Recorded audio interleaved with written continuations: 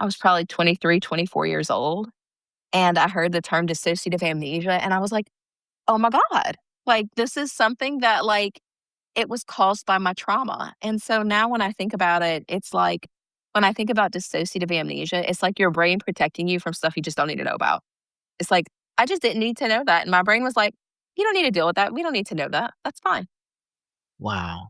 That is an amazing story that you have something so pointed you can point at for clients. Oh, I love sharing it with clients because I think a lot of times whenever I talk about DID, people are like, "Oh my god, does that like it's like some terrible thing." It's like the automatic fear comes on, and when I share that, I like to believe my clients think that I'm a professional and I'm successful because they are coming to me for help. And Right. so I think that means like, "Oh, well, then I can't be that crazy if this person has also experienced that and, like they're functioning in the Right. professional Right. realm." So that's something that I often share with my clients because, like I said, everybody dissociates across the board. And sometimes when we dissociate, it's really our brain's way of protecting us.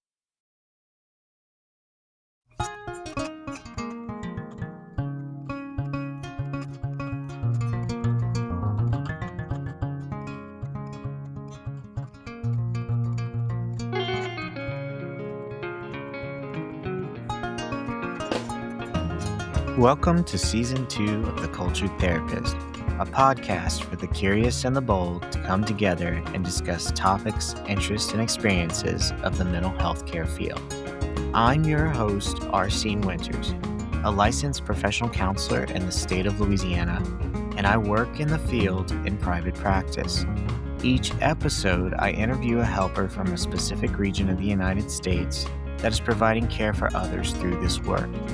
And we take the time to get to know them and the topics they feel therapists, clients, and the public at large might benefit from hearing more about.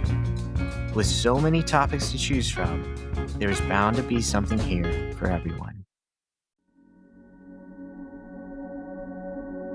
Today I introduce you to Marilyn Brown, a licensed clinical social worker in the state of Louisiana. Marilyn has been working as a social worker since 2013, wherein she graduated with her Master's of Social Work from Louisiana State University. She enjoys her work helping people who struggle with anxiety, depression, bipolar disorder, and PTSD, helping those in need to work through the pain and trauma from their past and develop stronger relationships with the ones they love most.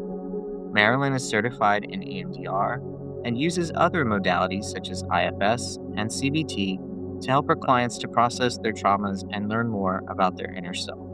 With these tools, her clients are able to learn more about where certain feelings come up and how to move forward. She expresses on her website, "I am able to build an alliance with my clients that allows us to work on the root of their pain. Making the first appointment can be scary and intimidating. Therapy is the first step in healing and learning skills to cope with the struggles we have in our lives." I met Marilyn at the restoration retreats that we offer, and we immediately became fast friends as mental health professionals that work in the sometimes challenging field of helping with trauma. Engaging and warm, I could tell from our first minutes together that she was able, as very few are, to put someone at ease almost instantly, a rare trait indeed. And as we shared and enjoyed and laughed through our dinners each evening together with our colleague Tiffany, who I interviewed in episode 1 of this second season, I realized Marilyn had such an extensive background of expertise, knowledge, and capacity in subjects that most would find daunting. In this episode, we cover that set of subjects of trauma, dissociation, dissociative amnesia, and the use and training on her modalities of EMDR, IFS, and CBT to help her clients. And I know it's a lot of letters, right? Well, we'll unpack those letters discussing how they help with trauma and dissociation, as well as review Marilyn's personal journey with trauma and dissociative amnesia. So again, settle into your seat, take that deep breath. Maybe cozy up with your blanket and a warm, gentle beverage as we wander together into the topics of dissociation and trauma processing with Marilyn Brown. Let's jump in. So when I was growing up, I always thought I would be an attorney because my dad's attorney was nice to me. And so I thought she was cool. I was like, I want to be an attorney. And then when I was 13, my brother was involved in a hunting accident and he died. And during that time, I didn't really get any of the help I needed. It was back in the early 2000s, and therapy wasn't really a thing, and we didn't really have access anyhow. And so I went back to school a week after he died and just proceeded as normal. Whenever I was in high school, I was like, okay, I think I want to be able to help people in the way that I knew I needed help, but never got. That's kind of what changed that trajectory for me. When I went to school, funny thing, I was a first generation college student. When I went to college, I majored in psychology. And somebody told me maybe my first, second semester in college that you can't do anything with a psychology degree unless you have a master's or a PhD, which is true. But as a first generation college student, I was like, well, that's rainbow and unicorns, and you're crazy wackadoodle if you think that I'm doing all that. So I changed my major to respiratory care, and I did that for a while. And then my mom told me, and my mom's a CNA, and she said, Marilyn, she was like, I 100% know that you're going to do whatever you set your mind to. So you're going to get this degree. But she's like, Marilyn, respiratory therapy is gross. She's like, I know you're not going to do She called it. she did, and she did. And so then I transferred. I was at LSUE, and then I transferred to UL. And they asked me what my major was. And I told them, I was like, I have no idea. And they said, well, you have too many credits. You can't be an undeclared major. And I was like, I didn't even know undeclared major was a thing. They told me that I could do general studies. And so my undergraduate degree is in general studies. So I took a lot of classes that were for psychology majors only, because I was looking at UL for their counseling program. Because I was like, okay, if I do this, I want to, I definitely want to do therapy. And so I need to get into UL's LPC program because that's what they have here. And I'm on team whatever's easy. And I lived in Lafayette. UL, easy. Okay. I was following that years leading up to graduation. And then my last semester in undergrad, Dr. Hasha, who was one of the sociology professors at UL, had the admissions coordinator from LSU for the School of Social Work come talk to us. And they kind of just gave us all the information we needed to apply, told us a lot about what roles can social workers do. And that's when I learned that social workers could be therapists. And I was like, okay, cool. I can apply for that. And worst case scenario, if I get into one and not the other, then, at least I've applied to two schools and that can't be bad. Well, after I applied and did all the things and got my letters of recommendation and everything turned in for LSU, I went to look at the UL stuff and I was like, okay, what do I need for UL? It was due the next day. I would have had to get letters of recommendation and everything. And I was like, well, I guess I'm not applying to UL then. And we'll just hope for the best. Wow. I feel like it's very much by chance that I ended up being a social worker because that was not, that was not on the plan. But I'm really glad I did because as a social worker, I've worked in a lot of different areas. Prior to private practice, I worked for PACE, which is a program of all-inclusive care for the elderly. I worked at Oceans in their IOP PHP program. I worked at another PHP program. I worked at hospice. And then I went into working in a rural health clinic doing outpatient mental health. For those who don't know, what is PHP? Oh, a partial hospitalization program. And so IOP is an intensive outpatient program. Generally, the folks that are in those programs are going to the exact same therapy groups. The only difference is the days of the week. So an intensive outpatient program, you go anywhere from 1 to 3 days a week. And a partial hospitalization program, you go 4 to 5 days a week. That's kind of the in-between between outpatient and hospitalization. It's more intense. Mhm. So after Oceans, then what? So Oceans was my first job. And so I went from Oceans to Kalo, and Kalo doesn't really exist anymore. I believe Genesis bought them out. And then from there, I went from Oceans to Kalo, Kalo to Pace, Pace to hospice, hospice to Savoie, and then Savoie to a group practice, and then now in a solo private practice. How many years have you had your licensure? My LCSW or just my license to practice fresh out of school? Yeah, the whole how long altogether? 12 years? Going on 13? And so Yeah. for a minute. But I know we had kind of talked about a little bit with my brother's passing. And so I did want to talk about kind of how that really led me into doing the trauma work that I do. When I was working at Savoie, times had gotten tough, oil field was not doing great, and I didn't want my quality of life or my comfort of living to change. Because of things changing with my husband's work, I was like, I guess I need to get a side hustle. I went and I applied at another therapy practice that was looking for somebody. And I had an interview. It seemed to go really well. I talked to them for over an hour, and they required all their therapists to be trained in EMDR within 1 year of hire. So we spent probably an hour just talking about EMDR, and I left that and I ended up not getting the job there because they wanted someone full time, and I wasn't willing to leave my full time job at the time.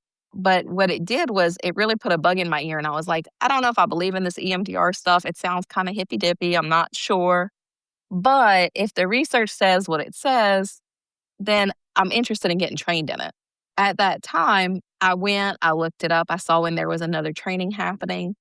And I went to my boss and I was like, hey, can you pay for this training? Because it was quite expensive.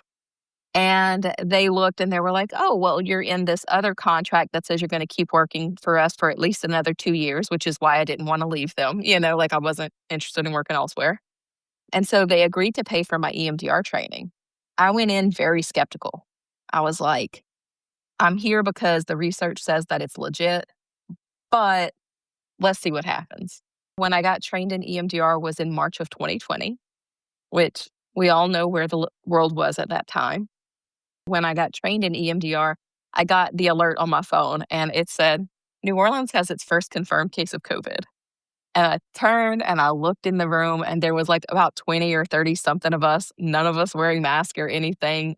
There wasn't even a recommendation for a mask at this time because this was like first week of March 2020. And I was like, okay, clearly I'm going to die. That's what's happening here. I work in a hospital system. I'm going to die. Oh my And goodness. so, Yeah. yeah. And so my anxiety was like way, way up here, like out of this world. When you get trained in EMDR, you have to play both parts, therapist and client. Well, I'm going to target my anxiety because my anxiety is like wild right now. We did that and they did the float back technique and it pulled up my brother's death. And at this point in my life, I had already been to therapy about my brother's death. I had already worked in hospice and shared my experiences with grief with many a hospice families. I had talked about it so many times, like it was not something that generally would bring me to tears. I was ugly crying, like full snotty face, everything. And I'm like with all of these lovely colleagues of mine. And I was like, they were like, do you want to process this here today? And I was like, not today. We're not doing that today. That's exactly what happened to me when I did mine. So you're not alone. Yes, Yeah, yes. ugly cry all day. It's the best way to learn Uh, EMDR. oh, yes, yes. And so I picked a less traumatic, thing and moved on and, got finished my training in EMDR, which was great. Started working on my clients with EMDR. And then I decided I was like, I found my big girl panties and I was like, okay, I guess I need to go do this for real because I was actually pregnant with my son. I had postpartum anxiety with my first child. And I was like, we're going to nip this in the butt. We are going to make sure that, like, I don't have any postpartum issues. I'm going to, make sure that all is grand. I went, I got clearance from my medical side. They said, yes, it's cool. My doctor, actually, his wife is a therapist who's trained in EMDR, which is really funny. I didn't even have to explain to him what EMDR was. When I asked him, I was like, are you cool with me getting this done while I'm pregnant? Is that safe and good? And he was like, oh, yeah, fine. So that was cool. And so I finally went and got EMDR therapy at that time.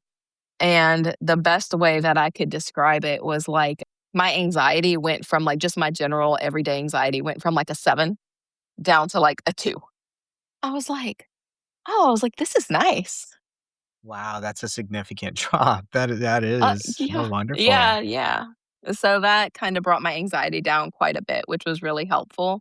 And it helped to piece things together. The way I kind of describe EMDR to my clients a lot of times is it's kind of like everybody already has the puzzle pieces. Like you have the box full of puzzle pieces, but you don't necessarily have the picture of what this puzzle is supposed to look like.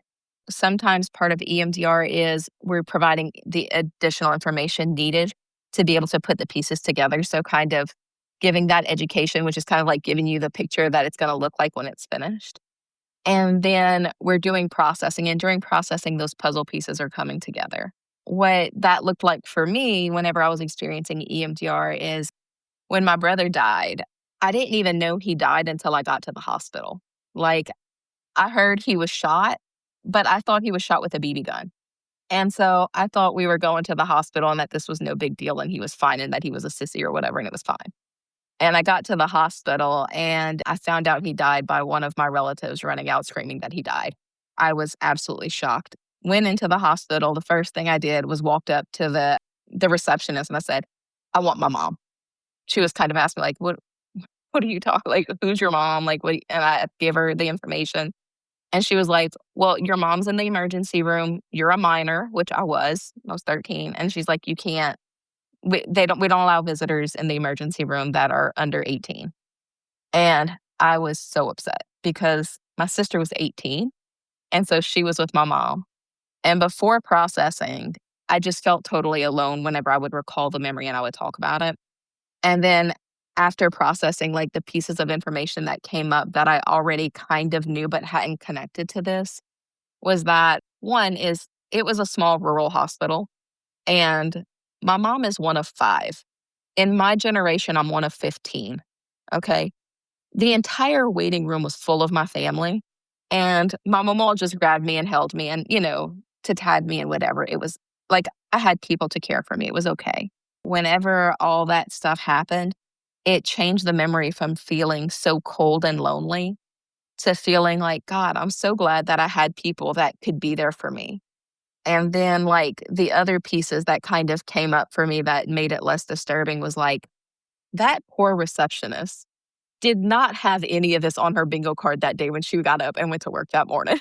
Like, that was not, I'm sure that was not something that she planned for that day. Yeah, that's And so true. Yeah.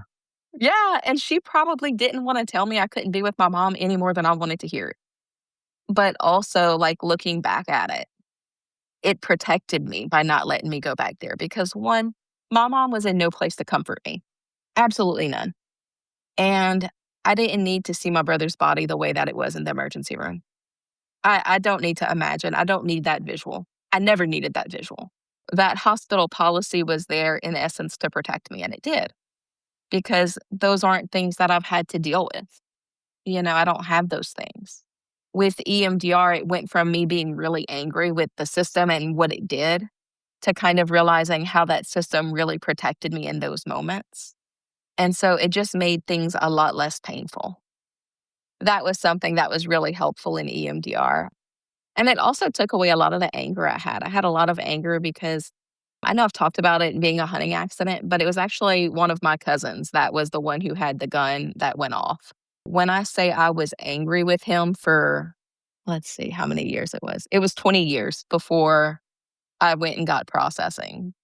Every time I would see this relative, I would be like 10 out of 10, like Elmer Fudd angry for no reason. Like he could just come up to me and say, hey, Marilyn, how you doing? And I would be mad and just say, I'm fine. Like, and just pretend to be okay. And after processing, I was able to get to a place where I wasn't really mad anymore because, I mean, I'm sure he has his own pain to carry related to it. It's not like he intentionally, went out and said he was going to hurt somebody that day. That wasn't what happened, you know. That's something that was really helpful. It just kind of made life easier overall. But I guess that's kind of what led me into getting trained in EMDR and kind of led to me being a social worker is my want to help people the way that I needed to be helped. And now I kind of ended up specializing in trauma therapy because working in a rural health clinic, you really see a lot of everything. And that was kind of the common thread in everybody I saw was like so many people had histories of trauma. And so when I learned about EMDR, it just made so much sense to get trained in it. So with the populations that you work with, what is the common thread that you do tend to find between those that come to you for help? I get a lot of people that, that already know about EMDR and that want to do EMDR or, want EMDR therapy. A lot of them are looking for that. I'm certified in EMDR and I'm listed on the EMDRIA website. So I know some people find me there. And I get some referrals from clinicians in town who also recommend EMDR. So I get a lot of people that have already heard about EMDR or maybe they were seeing a different therapist and they're being referred to me specifically for EMDR. I've even had a couple of clients who have seen me for EMDR and have another therapist. Yeah, I So, do that as well. I share clients mhm, sometimes and we'll do EMDR with them while the other therapist will work with like social skills or another mhm. sector or quadrant of need. I was going to ask, do you tend to work with those who have complex PTSD presentations? I do. I work with a lot of complex trauma, and with complex trauma, you see a bit of dissociation. And I tend to think about dissociation as being on a spectrum. We have people who tend to not dissociate a lot, like the general adult population. Everybody dissociates across the board, but the general adult population tends to dissociate a bit less. And then kind of next on that spectrum, you have people with anxiety disorders tend to dissociate a bit more. And then teenagers tend to dissociate a bit more than adults. And then we start to kind of linger into PTSD. A lot of people know about flashbacks with PTSD. Flashbacks is part of dissociation. People with PTSD tend to experience that. And then on the far end, we have dissociative disorders. One of the things that I believe that is not necessarily in the DSM or research is that I kind of think of DID as being PTSD with a lot of dissociation. And what I've found is that anybody who I've ever met and worked with DID also met the full criteria for PTSD. But what I find is that people who experience a lot of trauma from a very young age tend to dissociate a lot more. And I think that's because whenever we're young, like 3, 4, 5 years old, there's a lot of pretend play going on, which is also dissociation. It's like normal, developmentally appropriate dissociation. Can I ask, when you said DID, for those who don't know what that is, could you give us a background of DID and the history of it? Yeah, so DID is dissociative identity disorder. And back when I was really young, the first time I heard about it was actually on Oprah, and it was multiple personality disorder back then. And I remember when I was a little kid thinking, I'm like, this has got to be like, this is putting on, like, so this is a joke. Like, this isn't even real. Like, I did not believe it. And now working with trauma, I like dissociative identity disorder. I think it's better terminology than multiple personality disorder because it's not really personalities as much as it's different parts of oneself. And sometimes one of those parts has a lot more control or influence in certain moments. And so sometimes you'll see dissociative amnesia where you may not be aware of what's going on when this part is taking, the primary control of the system at that time. And so a lot of times when I talk about parts, everybody's got parts, just like everybody dissociates. But when I talk about my parts, I talk about Marilyn, the mom, who is kind of always on in the background all the time, right? But there's also Marilyn, the social worker. There's Marilyn, the business owner. There's Marilyn, the friend. Like there's all these different parts, right? For me, generally, all my parts are at the same table, like in this conference room, we're all at the same table, all working together at any given time. And the part that has the microphone is just which part is most appropriate. So, like right now, Marilyn, the social worker, has the mic and is running the show. But if I hear a scream from the other room and it's, like clearly one of my kids, I'm going to have to say, hey, Marilyn, the mom's going to have to step in and kind of go handle whatever's going on and make sure that everything's okay. Right. And when I'm working with my clients at work, if my phone rings 3 times and I see it's my kid's school, I may ask my client, like, hey, something's going on. Do you mind if I step aside for a minute? That's kind of the way I think about that. In those moments, yes, Marilyn, the social worker, is still 100% there. But also, it's not like I forgot that I'm a mom. Like that part is still very much there all the time.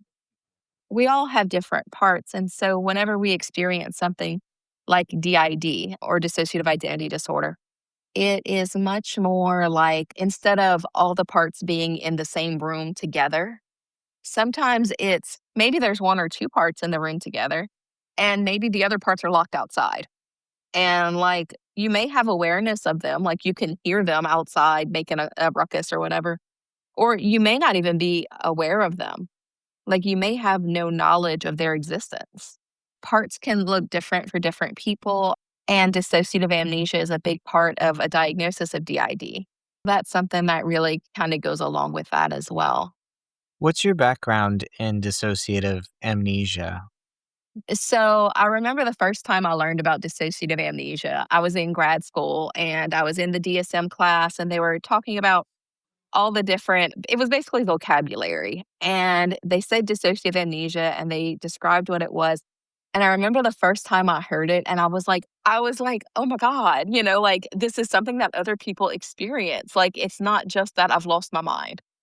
What happened was when I was a kid, when my brother died, I was at the funeral. I did all the things that you would expect, someone to do when losing a loved one. And I went to school a week after he died, and my friends came up to me and they were like, "Hey, how are you doing?" All the things, like just checking in on me. And I was so angry. I was like, "I can't believe y'all didn't go to the funeral. I can't believe y'all weren't there for me." I was so upset. And they looked at me like I had three heads and I had grown a tail. They were so confused. And they said, "Marilyn, we talked to you. We went to the funeral. We were there. I don't Wow. understand why you're so upset." I went home and I was still mad and I still didn't believe them. And I went and I pulled out the guest book from the funeral and I was like, somebody went and signed for all of them, like to make up this thing, like I was convinced this did not happen. And all of their signatures were there in their own handwritings. It's not like one person went and wrote everybody's names. And so they were there. And I never addressed it because I just thought I was crazy at the time because I was 13 and I didn't know. And so that's just what I believed. And so when I was in grad school, I was trying to think. I was probably 23, 24 years old.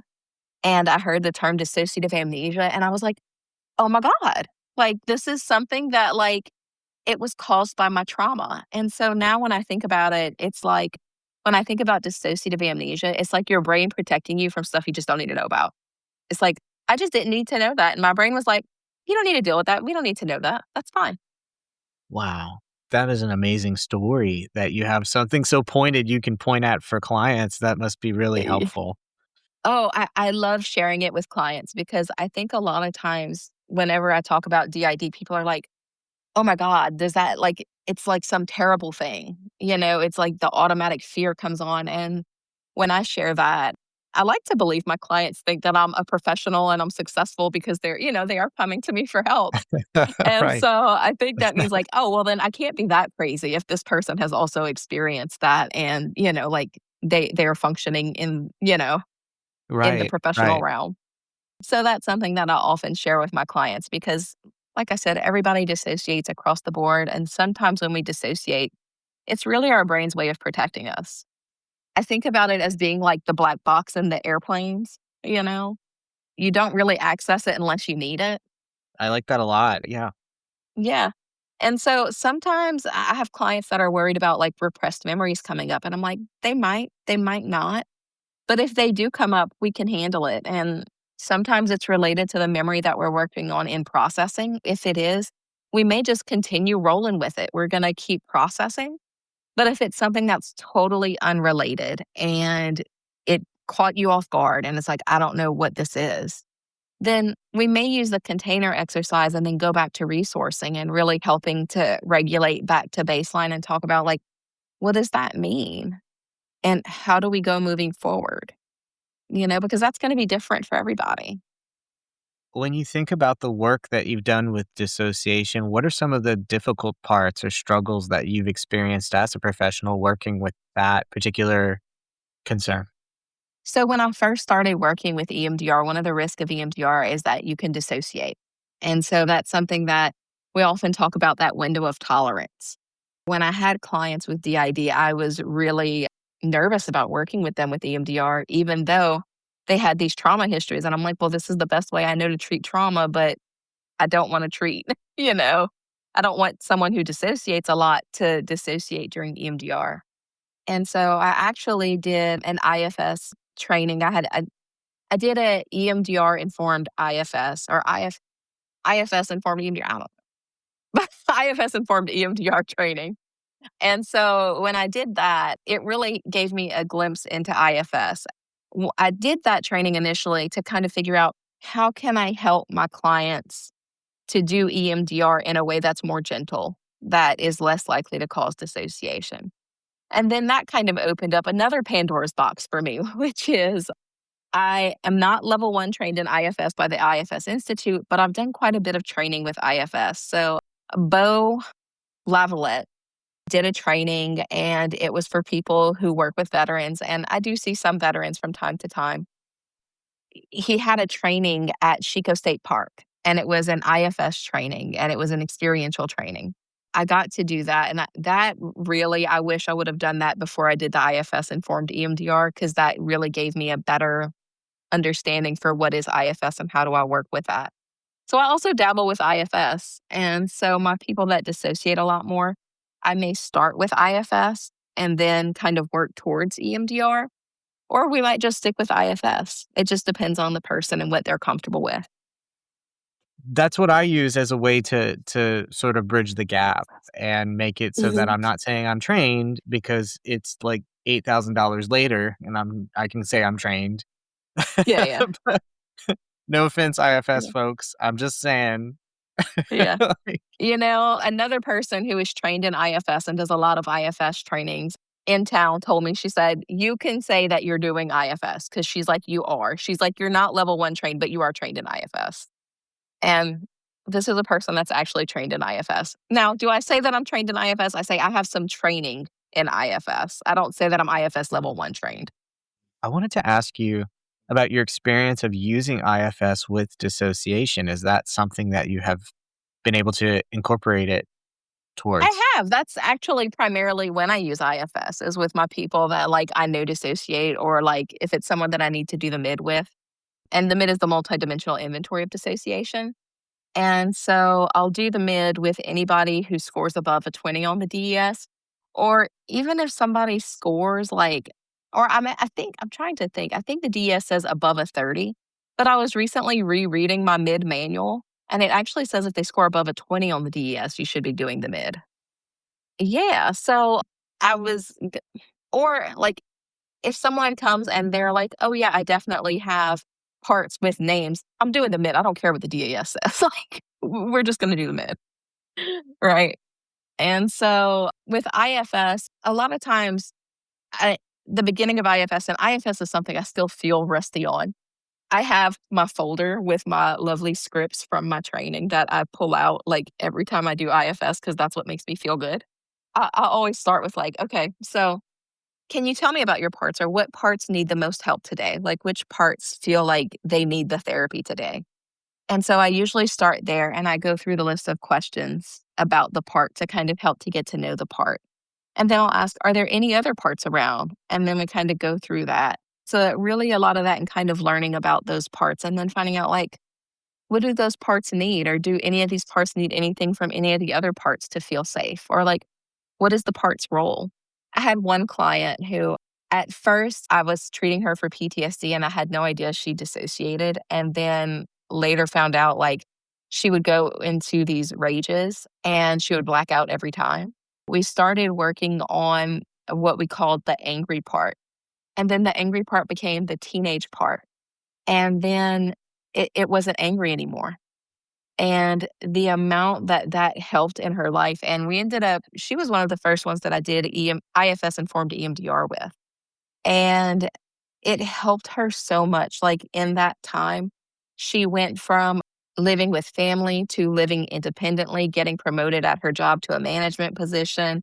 Before she couldn't hold relationships, she also had borderline personality disorder, and she ended up having a long-term relationship, was able to move in with her partner, and that she was one of the clients that I was so sad to lose whenever I moved, because I moved from Eunice to Lafayette, and any of my clients who wanted to follow me were welcome to, and some of them did. But for her, she was low income, and it wasn't feasible for her to continue seeing me with the move. But she said she had such a wonderful experience in seeing how much therapy helped her that she was going to absolutely seek therapy with someone else, local to her after I moved. Which that just warmed my heart. Like, I think she's one of the clients that I'll always remember because I worked with her for 2 years, and, like, her life changed so much. Like, it makes my heart feel all warm and mushy. Yeah, when you're able to actually see the results in real time, Mhm. it's such a rare thing because EMDR does provide that though, and so does IFS, which is one of the cool Mhm, things about these modalities is they're very in the moment. You see the things happening, something's changing, and you can it's quick. It can be really quick or it can be really slow. And mhm. sometimes when it's really quick, you're like, wait, are you already like Yeah. doing better? Like this Yeah, is yeah. great. Like Well, it's and exciting. sometimes, like, because they're coming for us for a certain problem, like, I feel like the only reason I learned any of these things was because we were doing termination because I was moving, and she, like, spilled all this stuff, and I was like, "Wait, what?" Like, all this has happened, Yeah. and I had no idea because she just like, she was embarrassed that she had moved in with her partner, like, she thought that I would feel some type of way. I guess because, she's young and I'm older than her, so I guess her parents would have judged her for moving in with someone, and that kind of a thing. Oh, I see. And so Yeah. she didn't tell me initially, but when she told me, she was like, "And I've been living with them for a year and it's okay." Like, I was like, Wow. "Yay!" That's so awesome. Oh, And that is. so but, Yeah. yeah, it's cool because sometimes I mean, we do ask, "How are things going?" I know I always start my sessions with, "How have things been since the last time we met?" And a lot of times people are only telling me the negatives or they're like, "Oh, everything's, same as usual, it's fine." And we kinda just jump into where we left off. So they don't always share the big positive things that are going on because they don't think that it's important. Like in therapy, they're like, "You're here to help me get better. You don't need to know that things are going great." It's true. You know? It's like, but this is part of it too. This counts too. Yeah, Yeah. yeah. So but that was I think that might have been one of those first people that I was like, "I really need more training in dissociation," because I was seeing it everywhere. Once I got trained in EMDR, it was like I don't think I was screening for dissociation before getting trained in EMDR, and when you get trained in EMDR, they're like, "You have to do the DS with everybody." And so then I had some mild training on dissociation, and then I was like, oh my God, so many of my people do dissociate quite a bit. And maybe it's something that we really need to look into a bit more. And that's kind of what led me down the IFS rabbit hole. It's interesting that you mentioned that. It does seem that dissociation is something we take for granted, that it is so normal to dissociate. Like it's not atypical. Yeah. What are some examples of like typical dissociation we might experience in the world? Yeah. So, like, I have some silly things that I can talk about. Like, I know, like, whenever you're stressed out, just in general, you tend to dissociate a bit more. And sometimes people describe it as being like really scatterbrained. One day I was looking for the, mayonnaise, and I'm looking everywhere for it, can't find it, and I found it in the spice cabinet, and I'm like, "The hell?" And my husband was like, "I did not do that. That was absolutely you." And I was like, That's not where it goes." The you know, we keep the mayonnaise in the fridge at my house, and so, sometimes we'll misplace things, and just not thinking about it. So, like, just being absent-minded and not thinking about things. Also, another really common one is driving places that you commonly drive, like, that you drive all the time, and you don't remember part of the drive. Like, maybe you were on the phone talking to somebody, or maybe you were listening to a podcast, or whatever it is, and so your brain was elsewhere, and maybe you were driving safely, but you weren't really fully focusing on the road. So that's dissociation. Also, in young kids, we tend to see dissociation in pretend play. We see a lot of dissociation where I think about my kids when they were young. You could not tell my child they were not a dinosaur. They were 100% a dinosaur. Okay.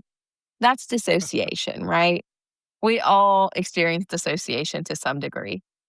And I know I kind of talked about how dissociation is a little bit different across the lifespan. And so teenagers tend to dissociate. Like when I think about teenagers dissociating, they're playing like Call of Duty and like somebody screamed their name like 15 times and they didn't hear anything. They were like in it, or they were like watching a movie and they were 100% in it and they didn't hear anything. It's not until someone goes and touches them. And that kind of leads me to like, how do you stop dissociation or how do you manage that? So I often talk to people about grounding. And so grounding is just like paying attention to all the different senses and being really mindful about what you're experiencing. a lot of times, like, my parents of teenagers will say, "I have to go and shake them for them to come to." You Right. know, and so Yeah. that's like that physical touch, but if you notice you dissociate a lot and you wanna be more present, it may be just to notice things. So I had a client in the past who was a truck driver, and so I would tell them to add things to their truck to help them to stay in the present because that was something they were really struggling with. Oh, wow. And Yeah. so we talked about, like, getting a textured steering wheel cover, getting different air freshener sprays so you can change the scent frequently because you can dissociate to smells too. And so changing those kind of helps to keep you a little bit more aware of what's going on. Noticing the physical sensations, turning, the air on or off, noticing the texture of the pedal. If I drive barefoot a lot of times, noticing those textures, noticing when you touch with your hand on your steering wheel, I notice the stitching sometimes on the other side of the steering wheel. Noticing the smell in your vehicle, noticing the taste. Some people drink, coffee when they're driving or, whatever. So you might take a sip of whatever you're drinking. I've had some clients eat pieces of lemons to help because it's a very, very strong flavor. Cinnamon disc candies are something that you can use, but even just noticing the taste in your mouth, you know? So sometimes in the morning you have that after coffee taste. Sometimes you might have a minty taste in your mouth. I know if I've just brushed my teeth, it's minty, but also if I'm chewing gum, I'm usually chewing minty gum. So noticing that, noticing what you hear. So very rarely are we in total silence. Like whenever I think about what do I hear and I'm like getting quiet, I hear a hum and I'm thinking it's my air condition is what I'm hearing, right? But I also have noise canceling headphones in. So, it's harder for me to hear things, but I may hear the dogs barking. I may hear the sound of like airplanes passing because I live kind of close to the airport. So if I'm outside, I often hear airplanes. I might hear the cars passing because I'm a few blocks from the highway. I might hear that. So noticing what you're hearing in that moment, noticing what you feel, and really going through the senses can really help to ground you and pull you back into that present moment. One of the ones I've used with clients is proprioception, the feeling of being in space when you're in a car and when you put the brakes on, that moment where before you get to the absolute stop, Mhm. just noticing in the body that sense of the continuation of inertia, the want for your body to Mhm. continue. And sometimes that can help them also. I've noticed that one. So I like proprioception for things like that, like spatial Ah. reasoning. That was one. And one that I had never really thought about, but I find to be kind of interesting is internal body temperature sensing through Mhm. interoception. So like feeling into like a finger and being like, what does that feel like inside your finger? Like how hot is it Ah. or cold? How cold is it? Yeah, yeah, yeah, that's an interesting one. I learned that from I think a TV show or something. yeah, yeah. That's interesting because I always think, like, my toes always feel cold, you know? Yes. But Mhm. it's funny because I have hot hands, and it came in really handy when I worked in hospice because every hospice patient almost always has cold hands, and I'm like, "Just give me those hands, like, let me hold your hands." And so my hands are Yeah. always hot, but, like, most people like, a lot of people don't have naturally warm hands, but my hands are, like, default warm. Oh, that's so nice. Yes, yeah. I've got cold feet, but hot hands. I'm trying to think of how to word this because it's kind of heady. But basically, when you think of the different dissociative disorders, what do you consider the most challenging to diagnose? So I mean, I've only diagnosed it maybe once, and I don't really feel comfortable diagnosing it is depersonalization, derealization disorder. And so the way that I can diagnose that or like feel a little bit more comfortable is the mid is actually a diagnostic tool. It's not a screening tool. And so the mid will tell you if it's another dissociative disorder, like depersonalization, derealization disorder. And so what that is it's feeling like you're not you. Like it's feeling like you're not in your body, like just very feeling disconnected, almost floaty. Like I struggle with that one probably more than the rest of them. Like that's a tough Yeah. one. When you're diagnosing something like that, are you using that particular diagnostic tool as the way that you note it? is to say, this told me this? I do. I use the mid and I put the results of the mid were this. These were the diagnostic impressions. And then what I'll do is I always have my DSM in my office. It lives on my little side table with me. And so anytime I see something like that, I'll pull out my DSM and I'll review the diagnostic criteria with my client and I'll ask them, do these resonate with you? Like, does that feel true? So I don't, it's the mid gives you diagnostic impressions. It doesn't tell you what the diagnosis is. So I always follow up with that on like, okay, so here's my DSM. Does that fit? Does that fit? Does that fit? But the mid will tell you like meets criteria for this based on like these questions, gives that information. If it gives you a diagnostic impression, it's a pretty good like guide. It's like, that's probably it. But I always go back to looking at the DSM and reviewing it with my client, especially if it's one of those diagnoses that I'm not as comfortable with. Do you ever do EMDR with folks who are over the age of 65? Oh, yeah, Yeah, all the because I time. have too. Yeah, it's Mhm. a very different experience because it's like a different developmental stage of life that someone is trying to like make sense of a lot of different maybe Well, experiences or emotions. they have so much adaptive information too, because, if especially if their trauma was from when they were very young, they've had a lot more lived experience since then. And so doing EMDR with older adults it's fun. I love EMDR. It's my favorite. How can people reach you? So my website is www.marilyn.brownlcsw.com. I have a contact form there. You can email me there. You can also reach me in the client portal there. So if you're interested in scheduling an appointment, they have a client portal link and you can reach me there as well. So those are the best ways to contact me. Well, I think we're going to end it there today, but I wanted to say thank you so much for this opportunity to learn from you some new information about dissociation and for letting me have a peek into your life and the things that brought you to become who you are and do the work you do, which it sounds like the work you do is the kind of work that's it's hard but rewarding, I'm guessing, and It is loving and so much my favorite. It's so funny because anytime like people ask me like, what is your niche? Like, what do you do? And I'm like complex trauma and dissociation. Like that is my jam. And always get like, "Oh my god, bless your heart." That's kinda yeah, like, "God bless you," must be is what I get. hard. Yeah, but Yeah, yeah, yeah. and it's so funny because it's like it's not something that I view as being difficult because I've really tailored a lot of my trainings to that. And so that's really what I'm most comfortable with. When I get people that are much more like adjustment disorder, I almost feel like a fish out of water. Like I'm like, "Oh, like what do I do here again?" You know? Whereas with trauma and dissociation, I very much feel like, "All right, I've got a plan for how we're moving forward. I know exactly what we're doing and I got you. Like we got this." Well, Marilyn, again, I appreciate today, and I will make sure to put that information down in the section for the information about this episode. And I look forward to working with you in the future and getting to know you more and more. And you're always welcome back. Thank you, thank you.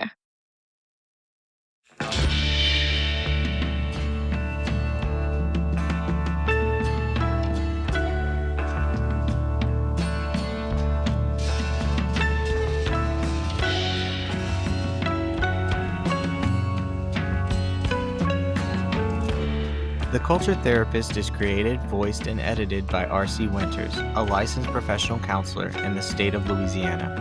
It is meant as a tool both in an educational as well as advertising capacity for therapists and those in the mental health field to let future clients, current clients, others in the field, and the general public onto their experiences and interests. If you would like to have a conversation with me such as this where you clue in others as to what you're all about, you can reach me via email at theculturedtherapistpodcast@gmail.com. And as always, if you have questions or comments, that's a great way to reach me as well. If you thought today's topic, the interviewee, or our format is worth recognition, please follow our podcast, leave a like or a review, and or please share it with any family, friend, colleague, or otherwise that you feel might get something out of this podcast. Your help in those ways is most appreciated. Until next time, may you continue to grow, may you continue to thrive, and may you continue to aspire. From The Cultured Therapist, I am R.C. Winters. Catch you next time.